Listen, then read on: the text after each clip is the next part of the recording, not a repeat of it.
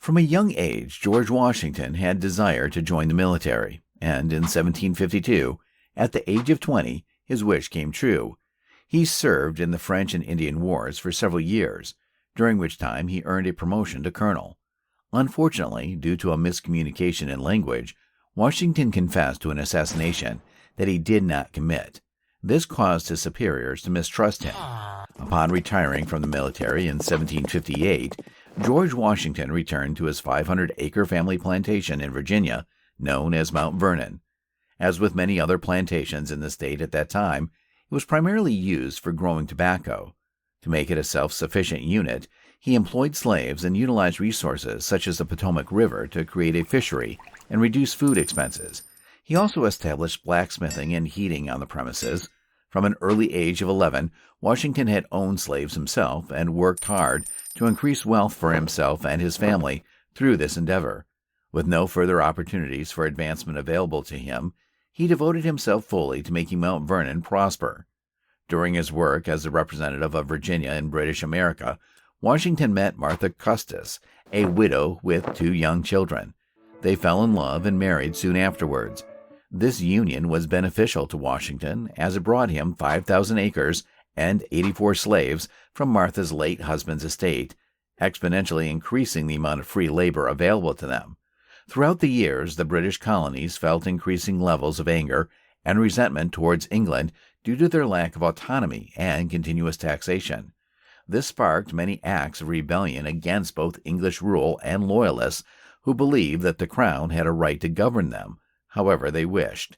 In 1774, Washington called for the election of a representative from each colony in order to come together and discuss their issues with England. This First Continental Congress marked the start of his political career. They formed militias which were to prepare for conflict against Britain and also to defend against possible attacks from Native Americans on whose land the British colonies had been established. Throughout this time of great uncertainty and turmoil, Washington maintained his role as Virginia's representative in the House of Burgesses and was increasingly seen as an influential figure. The relationship between Britain and the colonies had been growing more strained until April 1775, when a single shot sparked the start of the Revolution. George Washington was appointed general and commander-in-chief to lead the colonial army. Around that time, people got their first glimpse of what would become a currency and flag. The Continental Congress issued Continental's paper currency to finance their cause and approved the design for a flag meant to represent the 13 colonies. It featured red and white stripes in a blue oblong square in the upper left-hand corner, which donned 13 stars. For months, the battles between British and Continental forces ensued.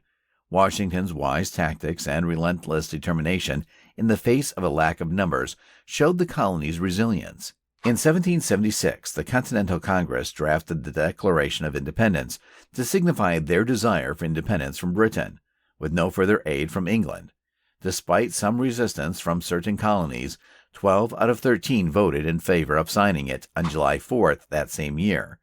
It took several years for the colonies to gain independence. The American Revolution lasted 5 more years. Both sides faced heavy losses in battle and from deadly diseases such as smallpox, which spread rapidly among troops. Washington showed his care for his men's safety by procuring inoculations against these illnesses so that they could return home after the war was over. Once the American Revolution was concluded and the United States was declared an independent nation, George Washington believed his work had been completed. After fighting courageously and spending many prolonged periods away from his family in often frigid and dismal conditions with little sustenance, he desired to return to a peaceful life at his plantation. Nevertheless, it proved challenging for Washington to stay out of politics. Throughout the war, he had fought for Congress to provide adequate pay and provisions for his soldiers, plus dissatisfaction with how the country was growing made it impossible for him to ignore constructing this new world. At the Philadelphia Convention of 1787, delegates from each state unanimously voted for George Washington to become president of the Assembly. Despite his wish to live a peaceful life, he accepted the position. There was much debate among the delegates about slavery. Nearly all were slave owners at that time, and though some northern states had already abolished it, Southern states profited too much from its practice for any delegate to give it up. The delegates at the Constitutional Convention were faced with a difficult issue: how to count slaves in the population. They refused to let them vote, but still needed an accurate number of people. After much discussion, they reached a compromise that each black person would be counted as 3/5 of a white person. This was included in the U.S. Constitution and Bill of Rights, which were ratified shortly after. George Washington returned to Mount Vernon, but his stay there was short-lived when he was elected president on April 30, 1789, prompting him to travel to New York for his inauguration with a 21-gun salute. Washington's years as president were anything but dull. America's first president had to manage a variety of tasks, such as dealing with citizens' discontent over taxes, resolving land disputes between settlers and Native Americans, and deciding whether or not to support the French Revolution. His popularity dropped among some, yet despite this, he was elected for a second term until 1797, when he stepped down an exhausted old man. On December 14, 1799, George Washington died of an apparent streptococcus infection that evolved his epiglottis, making swallowing too difficult. He was surrounded by friends and family at the time of his death.